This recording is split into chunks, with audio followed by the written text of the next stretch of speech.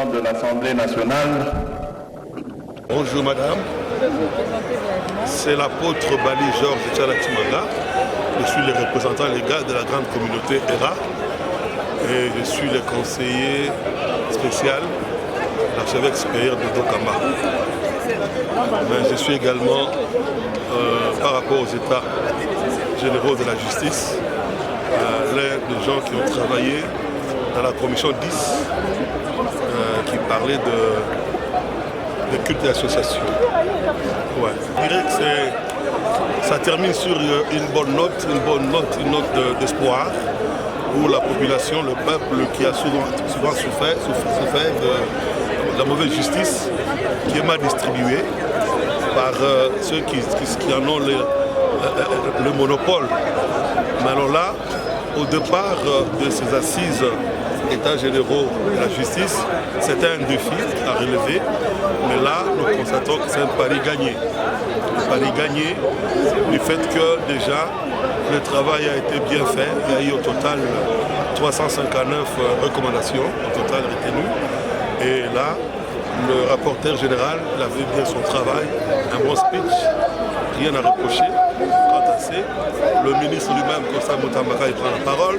Il va proposer des choses importantes. La première, c'est la radiation pure et simple de magistrats et des avocats véreux, mais également la nouvelle mise en place dans l'appareil judiciaire.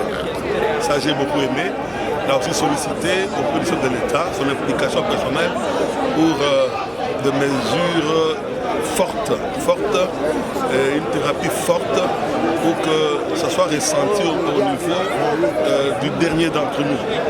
Et là, très content de la réaction, de l'attitude, mais également de la déclaration du président de la République, son Excellence Félix Antoine Tshisekedi Tshilombo, que nous saluons en passant. Et nous encourageons, il sait lui-même, c'est un chrétien, c'est la justice qui élève une nation. Alors il doit travailler, comme il a dit, il a promis de mobiliser des ressources financières au niveau du gouvernement en donnant des instructions claires pour que la mise en œuvre soit effective. Et là, nous retenons que nous devons aller maintenant avec beaucoup d'espoir parce que la victoire est déjà certaine. Plus rien ne sera comme avant désormais. Ça n'est un fait. Nous en avons débattu longuement au niveau des ateliers, différents ateliers, mais il y a eu l'atelier concernant là où beaucoup de magistrats faisaient partie. Les magistrats ne veulent pas entendre cela de cette oreille. Mais je pense que nous devons prendre dans cette nation à faire des choses non pas pour nos intérêts égoïstes et personnels, partisans. Nous devons travailler pour l'intérêt communautaire, mais également penser aux générations à venir. Le travail du magistrat, c'est un travail sacré. Le magistrat, ce n'est pas n'importe qui. Dans la Bible, on le reconnaît comme un serviteur de Dieu. Il n'est pas n'importe qui le magistrat. Mais ce que nous voyons dans notre appareil judiciaire, ce n'est pas ce que la Bible nous demande de faire. Mais la plupart d'entre eux, c'est des pasteurs aussi parmi eux.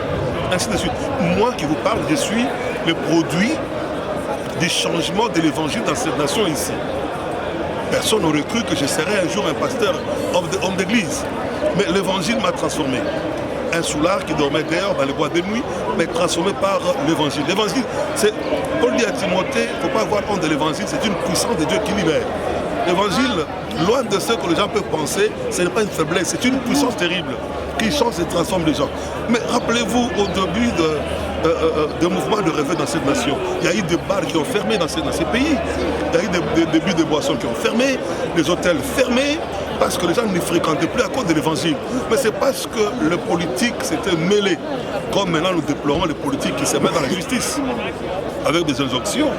Donc, lorsque les politiques s'étaient mêlés, c'est comme ça que les gens ont perdu le goût et le sens du sacrifice, des prières, des jeûnes. C'est comme ça que vous voyez un peu des choses sont en train de gringoler. Mais nous disons, pour nous, en ce qui nous concerne, que ces changements-là, nous les soutenons. Nous les soutenons, que ça change véritablement un conseil supérieur de la justice. Nous soutenons totalement. C'est à moi de vous remercier.